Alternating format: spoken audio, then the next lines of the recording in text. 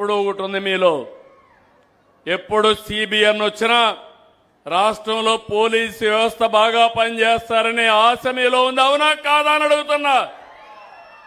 ఆ పని నేను చేస్తున్నా.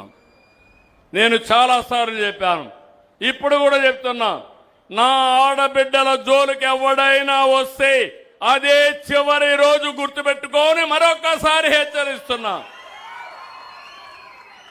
చేసి చూపిస్తున్నాం. మూడో సంఘటన మీరు ఒక్కసారేనండి. ఎంత నీచం అంటే, ఈ రాష్ట్రానికి ఒక హోమ్ మినిస్టర్ మహిళ అనిత, ఒక ఎస్సీ సామాజిక వర్గం, మాదిగ సామాజిక వర్గం, మొన్నటి వరకు టీచర్గా పనిచేసిన మహిళ, సభ్యత కలిగిన మహిళ. ఆ అమ్మాయి పైన వీళ్ళ మాజీ మంత్రి మేకప్ చేసుకుంటుందని మాట్లాడతాడు.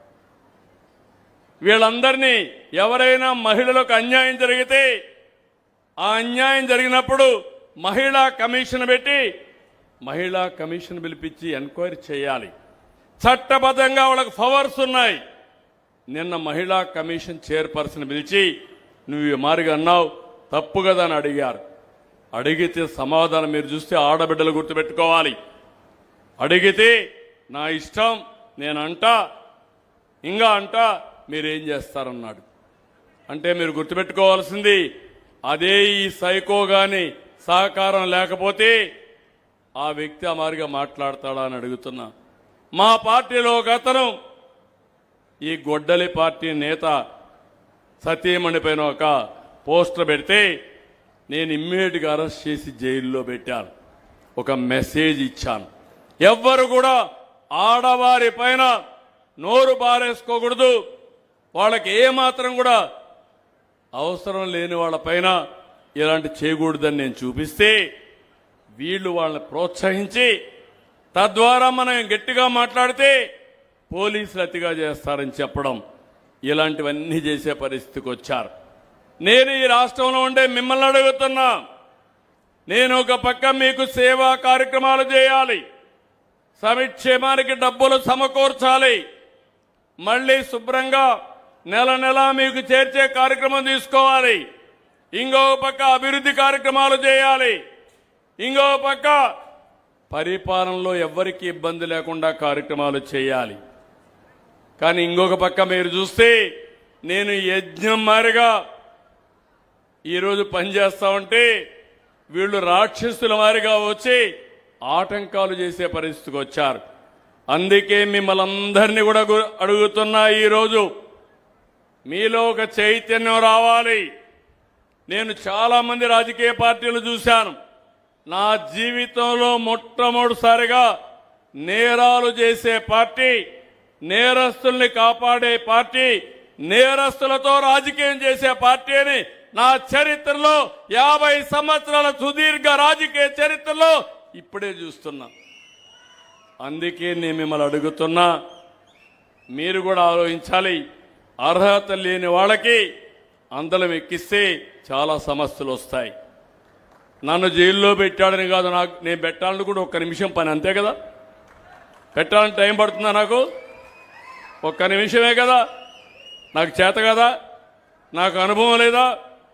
కానీ నా ఉద్దేశం అది కాదు. ఈ రాష్ట్రం ఇప్పటికే నష్టపోయాం.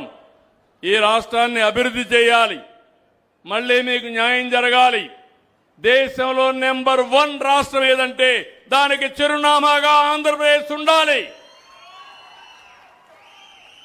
ప్రపంచంలోనే నెంబర్ 1 జాతిగా తెలుగు జాతి ఉండాలి. నా ధ్యేయం.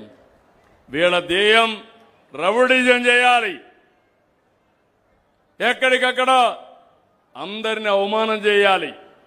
వీళ్ళ అవమానంతో మనం చాలా బాధపడి కుంగిపోవాలి. ఇలాంటి వీళ్ళు చేసే పరిస్థితికి వస్తున్నారు. కనీసం హోమ్ మినిస్టర్కి రక్షణ లేకపోతే, హోమ్ మినిస్టర్ పైనే నిందలేసే పరిస్థితి వస్తే, అవమానించే పరిస్థితి వస్తే, మామూలు వ్యక్తుల పరిస్థితులు మీరు ఆలోచించుకోవాల్సిన అవసరం ఉంది. అందుకే నేను మళ్ళీ మిమ్మల్ని అందరినీ కోరుతున్నా, గొడ్డలి పార్టీ నెవర్ అగైన్. జీవితంలో అలాంటి పార్టీ గెలవడానికి వీలు లేదు. ఆ సంకల్పం మీరు చేస్తారా అని మిమ్మల్ని అడుగుతున్నా. గట్టిగా చప్పట్లు కొట్టి చెప్పండి, చేస్తామని. అగైన్ అండ్ అగైన్ ఎన్డీఏ గెలవాలి. 25 ఏళ్లు యూపీ మన గుజరాత్లో ఒకే పార్టీ గెలిచింది, బీజేపీనే గెలిచింది. అక్కడ బ్రహ్మాండంగా అభివృద్ధి అయింది. కేంద్రంలో 3వ సారి నరేంద్ర మోడీ గారు గెలిచారు. కేంద్రంలో నరేంద్ర మోడీ గారు వచ్చి రాష్ట్రం అంతా, దేశం అంతా అభివృద్ధి అవుతా ఉంది. ఇప్పుడు మిమ్మల్ని అడుగుతున్నా, మన రాష్ట్రంలో 9 సంవత్సరాలు నేను అభివృద్ధి చేస్తే తెలంగాణ రాష్ట్రం దేశానికి నెంబర్ 1 రాష్ట్రంగా తయారైంది. అత్యధిక ఆదాయం వచ్చే రాష్ట్రం తెలంగాణ రాష్ట్రం. మనం కూడా మారుగా చేసుకోవాలంటే ఇప్పటి నుంచి మళ్ళీ అన్ని అభివృద్ధి చేస్తే పక్కదారిలో మీరు చూస్తే మాత్రం మళ్ళా వైకుంఠపాళిగా తయారవుతుంది. అది రాకుండా చూసుకునే బాధ్యత నేను ఒకటే చెప్తున్నా. నేరస్తులకు వంతన బాడడం అది మంచి పద్ధతి కాదు. నేరాలు చేయడం రాజకీయ పార్టీలకు తగదు. ఇలాంటి పార్టీల పట్ల మనం అప్రమత్తంగా లేకపోతే నష్టం వస్తుంది. ఈ ఊరికి వచ్చినప్పుడు, ఓడూరుకు వచ్చినప్పుడు కొన్ని సమస్యలు కూడా ఉన్నాయి. ఇక్కడ సీసీ రోడ్లు 6